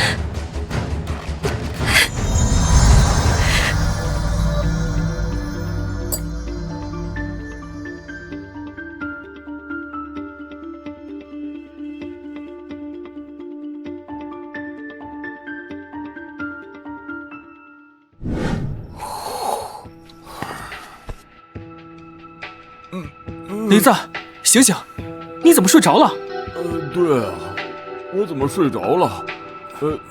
三哥，我不是和你一起来抓鬼的吗？那鬼呢？已经解决了。没事了。解决了，真是太好了！以后再也不用被那臭娘们纠缠了。不管怎么说，她始终做过你的女人，还给你怀过孩子。她的死也是因为你。我不求你能有点愧疚之心，但这么说她是不是过分了？年轻人，你也就跟我儿子一般大，还轮不到你来教训我吧？先前对你以礼相待，还白白让我儿子挨了一巴掌，你就真以为自己是个人物了？要不是为了找你屈苦，你这样的出身条件，一辈子都没资格踏进我家大门。现在既然事情已经解决了，我就不送。此时我内心几乎可以肯定，那女鬼说的话才是真心。我决定明天天亮就去治安局举报她。不过眼下我有一件更想做的事，雷子，我想揍她一顿，你怎么说？那就揍！到底是年轻气盛，我一气之下和程雷一起将林森暴打了一顿，然后就被带到了治安局。名字、年龄、身份证出示一下。左13、18，没带身份证。程雷，18，没带身份证。为什么打人？此时此刻，我才感觉到自己有些冲动了。林家在本地有钱有势，进了治安局，只要林森稍微使点绊子，就够我和雷子吃一壶的了。我们就是和那个林森发生了一点口角啊，对，一时冲动。那啥，我们愿意调解。调解？你们知道林家是什么身份吗？人家不接受调解，不接受赔偿，就一门心思想让你们坐牢。他还想让我们坐牢？我看该坐牢的是他。他欺骗女大学生感情，搞大人家肚子，还害人家1尸2命，这种畜生，他都算轻的。两位治安官，林森强灌安眠药，害死他女朋友，还伪装成自杀，就是几个月前宋清寒的案子，你们可以重新去调查。这件事是谁告诉你的？你有证据吗？虽然我暂时没有证据，但我说的都是真的，你们查一查，说不定就有证据了。没证据，你耍我们呢？今晚先拘留，等受害者那边的验伤报告，要是达到轻伤1级，那就是3年以下的有期徒刑、拘役或管制，你们好自为之吧。那个，今晚你俩不管听到什么声音，都别往窗外看，也千万别打开窗户上的荷叶窗，听明白没？那女治安官说完就锁上门离开了，根本没给我们询问原因的机会。我心中感到十分疑惑，那位女治安官为什么要这么说？难道这治安局闹鬼不成？按理来说，治安局是正气和阳气最重的几个场所之一，可镇压邪祟不应该出现什么灵异事件才对。想到此处，在好奇心的驱使下，我和程雷走到窗前。我掀开审讯室的窗帘望出去，窗外竟然是一片杂草丛生的荒地，而荒地上突兀地放着2尊没有头的石狮子，显得十分怪异。三哥，这外面怎么会是一片荒地？这一带的地价可不便宜，怎么没有公司来开发呀？而且那俩石狮子看着也挺瘆人的。雷子，我感觉这个地方不太对劲，好像风水有点问题。啊！我师父给过我一本书，叫《茅山道术大全》，我没事就拿出来看看。我看这儿的风水有点像书上说的白虎煞。白虎煞听起来就不太吉利啊。白虎煞10大风水兄弟之首，此地长99丈，宽99丈，格局前高后低，脉线在左，水口在左，中有沟为空缺，聚煞藏阴。若居住此地，日常倒霉破财都算是祖宗保佑的，多发凶杀绝症等，且无法化解。这么严重？那会不会闹鬼啊？要是闹鬼的话，咱俩被关在里面，跑都跑不掉，可不完了吗？那倒不会，治安局自带浩然正气，可克制着风水里的煞气，鬼怪妖邪轻易不敢靠近。这就好，这就好。夜色越来越深，雷子很快靠在墙边睡着了，打起了呼噜。我今天也折腾了一天，身心俱乏，学着雷子的样子蹲在墙边，也慢慢睡了过去。时间不知道过去了多久，迷迷糊糊中，我似乎听到窗外传来一阵阵吹哨声，紧接着又传来很多人的脚步声，就跟学校或者部队里集合的动静差不多。我被这动静吵醒，心想难不成天亮了？治安局在集合训练？我走到窗边，打开荷叶窗，想看看是不是治安局的在集合训练。可外面除了那片荒地什么都没有，只有时不时一阵冷风打在窗户玻璃上，听得让人心悸不已。难道是我听错了，或者将做的梦当成现实了？我正要回去靠着墙根继续睡，忽然一声清脆的哨子声从窗外传来，随后又是一阵脚步声。脚步声先是很凌乱，从4面8方传来，很快就变得整齐。可窗外明明什么都没有。这时，我放在胸口的玉佩也开始发烫，是安如霜在提醒我，难道窗外真有什么脏东西不成？好在被抓进来的时候，治安官只收走了我的背包和手机，师傅给我的那瓶牛眼泪被我放在衣兜里，没被收走。我抹了点牛眼泪到眼睛上，再看向窗外时，竟看到一大群穿着2战时期日本军装的士兵，正组成方队，朝着一个方向齐步走。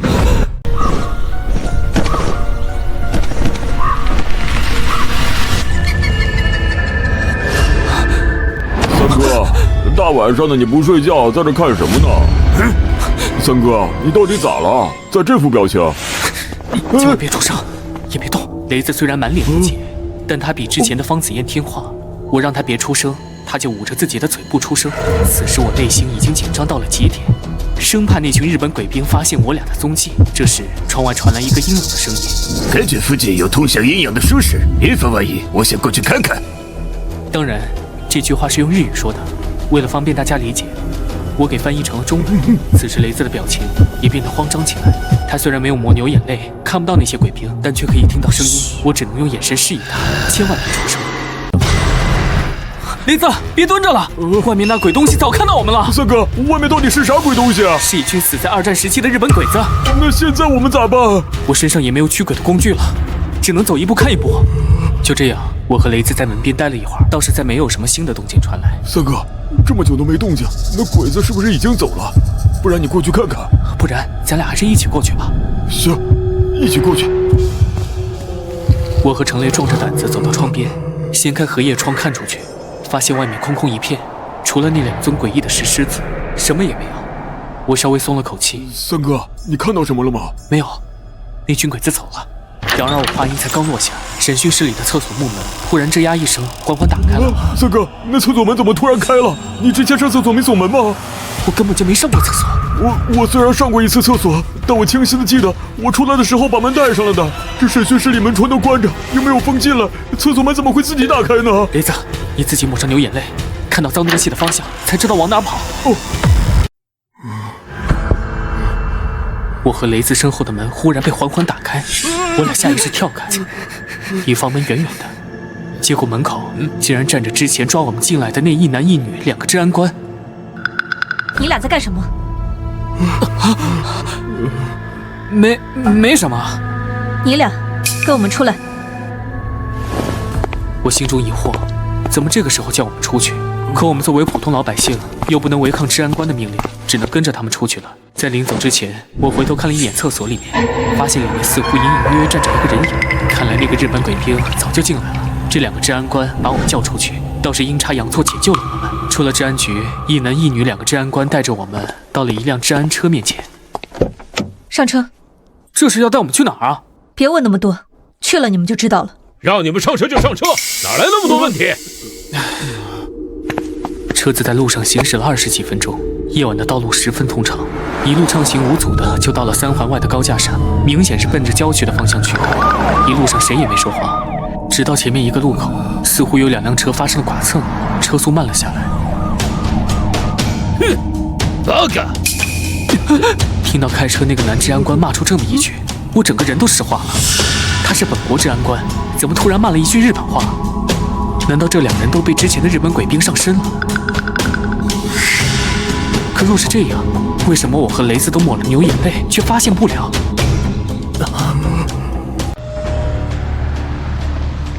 那个大哥，我内急，想下车撒个尿。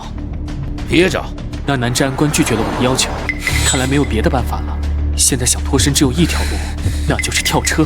比起被他们拉到不知名的地方送死，我宁愿选择放手一搏。想到这里，我对一旁的雷子使了个眼色，然后又做了个打开车门跳车的动作。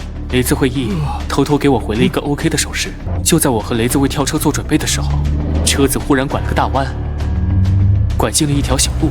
这小路是单车道，又接连有几个急弯，车速降了下来，正是跳车的好时机。跳！雷子，你有没有事？三哥，我只是有些擦伤，但骨头应该没事。你呢？我也没事。那我们赶紧跑吧，别让他们追上来。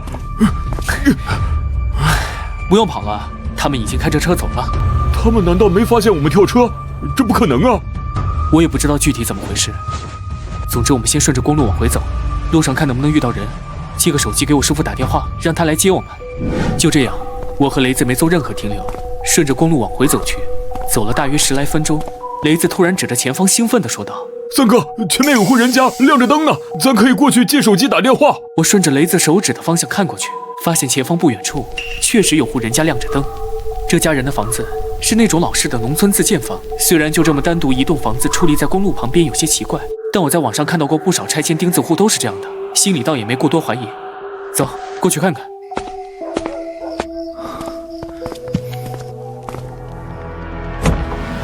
喂，有人吗？我们想借个手机。先问问看有没有人，你别随随便便进别人家门。我本想拉住雷子，他却先我一步推门进去了。门被推开，同时也露出了堂屋的墙，那墙上竟然挂着2张我和雷子的黑白照片。雷子，你看，我操，谁他妈这么缺德，把咱俩的照片当遗照挂墙上了？雷子，你的关注点是不是偏了？三哥，这不会还是那些日本鬼兵搞的鬼？我们不会根本就没逃出他们的手掌心吧？这里不对劲，我们最好赶紧离开。三哥，你快看，那桌子上的是不是牌位？这个苏锦是谁？怎么他的牌位开始渗血了？应该是那个男治安官的名字，王林是那个女治安官。那男治安官不会早就死了吧？那开车把我们带出来的是什么东西啊？雷子，你现在怕不怕？三哥，我要是说我不怕，你信吗？我这双腿它一直就不听使唤的打哆嗦，要不咱先出去吧。走，不再犹豫，我转身闷头就往外跑。跑出院子后才发现雷子竟然没跟上来，我连忙转头喊着他的名字：“雷子，雷子！”不管我怎么喊，雷子都没有回答我。可是从堂屋跑出院子，总共也就不到10秒钟的时间，他能去哪儿呢？难道他跑得比我快，已经跑到前面去了？犹豫了一下，我决定顺着眼前这条小路往前找找，看看雷子是不是一股脑跑过头了。往前只走了4、5分钟，就到了小路的尽头。尽头是一片空地，而空地上正摆放着几口棺材。为什么就这口棺材被打开了？难道雷子来过？是他打开的？看着那颗人头，我脑海里涌起了惊涛巨浪。这是那个男治安官苏锦，他真的已经死了。那其他棺材里放的是谁？雷子是否还活着？怀着这些疑问，即便我内心再害怕，也决定将其他棺材都打开看看。我必须得确认雷子是否在里面。好在旁边几口棺材都是空的，最起码能证明雷子现在还没出意外。现在只剩被围在最中间的那口棺材还没打开了，要打开吗？还是算了吧。本能告诉我，一旦打开那口棺材，一定会发生十分危险的事。我转身想要离开，脑子里却响起一个极具蛊惑的声音：左13，打开那口棺材，打开那口棺材。紧接着，我就发现自己的身体已经完全不听使唤，自顾自地朝着那口棺材走去，打开了那口棺材。直到此刻，我终于看清了自己的渺小。我那点3脚猫道术根本就不够看。棺材盖子刚被掀开，里面就冒出一股黑烟。同时我发现我能控制自己的身体了。然而还没等我反应过来，我身后就传来了一阵整齐的脚步声。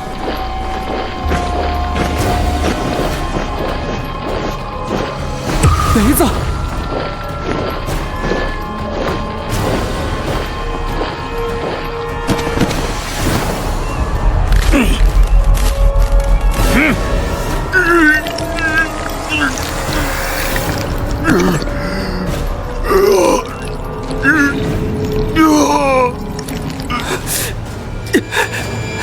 雷子，不要！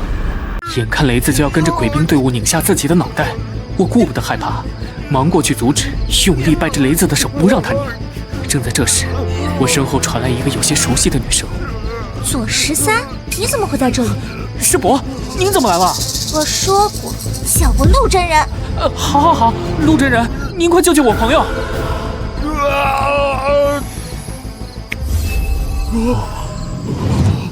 我操他大爷！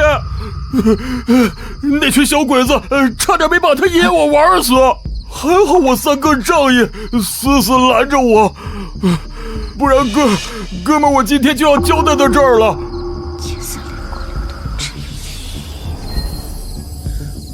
3哥，这小女孩是谁啊？她是我师父的师姐，本事可大着呢。你得叫她陆真人。现在她来了，咱俩已经安全了。你师父的师姐？3哥，你没开玩笑吧？她看着就是刚上初中的年纪啊。我师父说，别看她表面长这样，其实已经45岁了，比我师父还大2岁呢。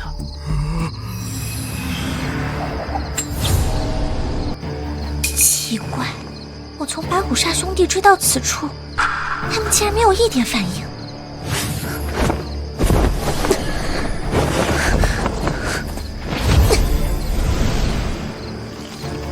金蝉脱壳，台上台下，应变无停，智慧明镜，心神安宁，三魂永久，破无丧气，急急如律令。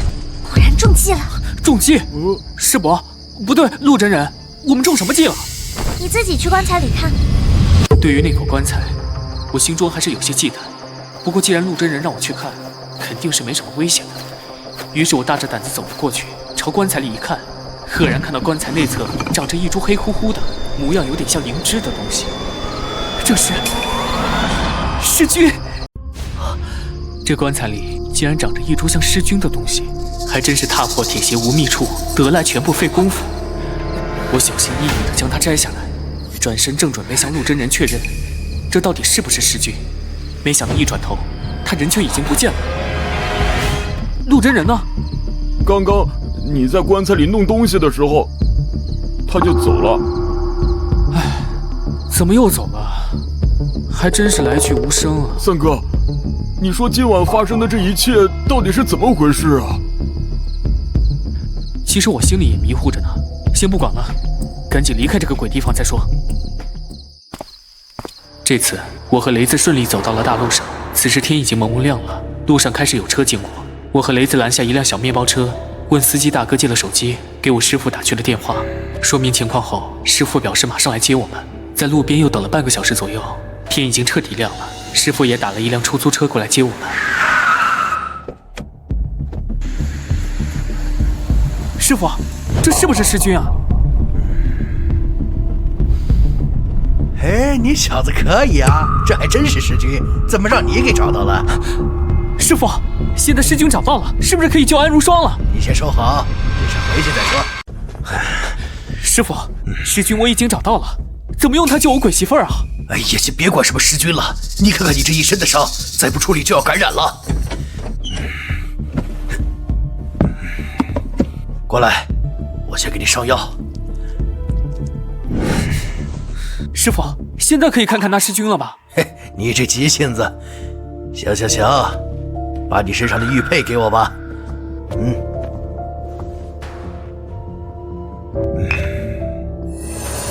师傅，这是怎么回事？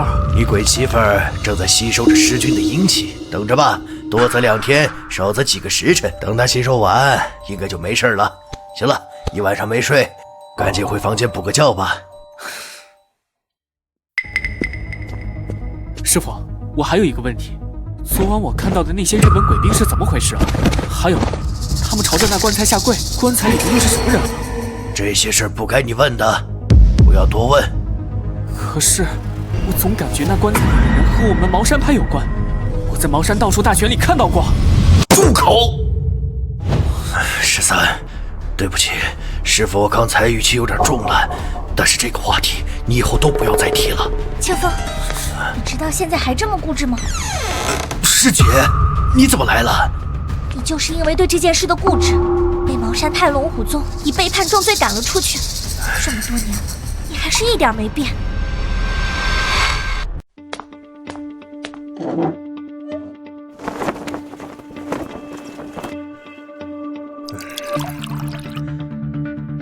不管怎么样，我绝不允许任何人伤害他。清风，我要劝你多少遍你才能明白，我们的恩师顾文兴已经死了，现在借他身体复活的只不过是70多年前事变的那个日本将军向天，他不是我们的师傅。师姐，你说的这些我都明白，可一日为师，终身为父，我这条命就是师傅给的，若不是他把我捡回来拉扯大，我早就不知道死在哪个角落了。所以即便他被那个该死的向天借尸还魂，我也绝不允许任何人对他的一切动手。你冥顽不灵。20年前，向天借师尊的尸身还魂重生，到处袭人精血，被我们茅山派举全派之力布下7星八卦阵，将其诛杀在白虎煞兄弟，本来分其尸身就能让向天彻底消失，你却窜出来拼命阻止。虽然保住了师尊的遗体，却让向天一缕残魂，趁机带着师尊的遗体逃脱，到到处害人！昨日他又在白虎煞兄弟再次借师尊的遗体复活，本来我们可以前去阻止，却不料中了他的调虎离山之计。调虎离山？这么和你说吧，现在龙虎宗出了真正的叛徒，要是昨晚没有茅山术部下患着，我还不至于中计。还有，你多注意一下你这徒弟的性命吧。昨晚要不是我恰巧遇上他那双阴阳眼，早让人给挖走了。听完师父和师伯的对话，再结合我昨晚的经历，我总算是把这一切都串了起来。原来昨晚我和雷子遇到的那些，不过是茅山派的叛徒和准备复活的向田一起制造出来的幻境，目的就是为了吸引茅山派的人过去，从而真身金蝉脱壳。不过他们为什么要杀我？难道我这双阴阳眼对他们有什么用处不成？我正准备开口询问，师父却对我说道：“13，你先回你房间，我和你师伯还有些事情要谈。”不行，清风，你这徒弟虽然废物，但你已经收了他。现在这件事又跟他有关系，没必要让他走。师姐，13才入门半个月，才刚学了点皮毛，你不能说他是废物。这次虽然让向田逃了，但短时间内也兴不起什么风浪。我先回宗门商议对策，下次来的时候，我就会带着你这废物徒弟下墓寻找九阴木。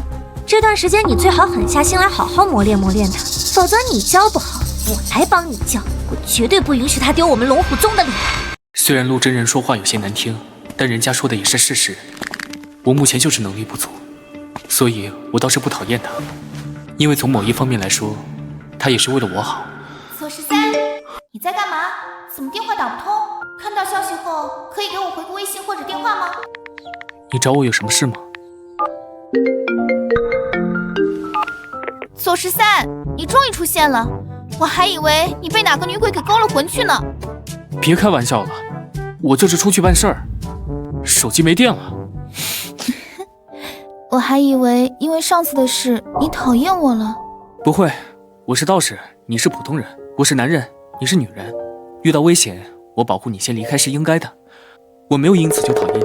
你说的都是真心话吗？不是安慰我的客套话吧？不是，我真心是这么想的。如果你不讨厌我的话，那你喜欢我吗？不是，芳子夜，你啥意思啊？意思就是我喜欢你。上次从你把那只保命箱递给我的那一刻，我就喜欢上你了。你开玩笑的吧？我没开玩笑。左13，这年头人人都是精致的利己主义者，像你这样正义、勇敢、愿意保护弱小的傻子不多了。你身上有这么好的品质，我喜欢你不是很正常吗？但是我已经有媳妇儿了。你骗人！我私下向你的朋友和大学同学打听过，他们都说你是单身。我真的有媳妇儿了，她叫安如霜，是家里人安排的，所以同学也都不知道。但我很喜欢她，我没打算找别人了。你混蛋！你肯定是骗我的。你先别哭啊。13，让我和他说吧。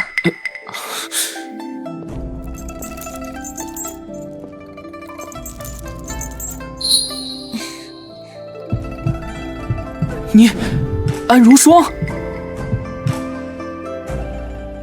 你不是一直想见我吗？怎么见到了反而不认识了？你好，你喜欢左13吗？你是谁？我叫安如霜，是左13的媳妇儿。我知道了，不好意思，我以后不会再给他打电话了。谢谢你，要不是你，我早就化成灰了。如霜，我等这一刻等得太久了。左13，明天的同学聚会，你敢来吗？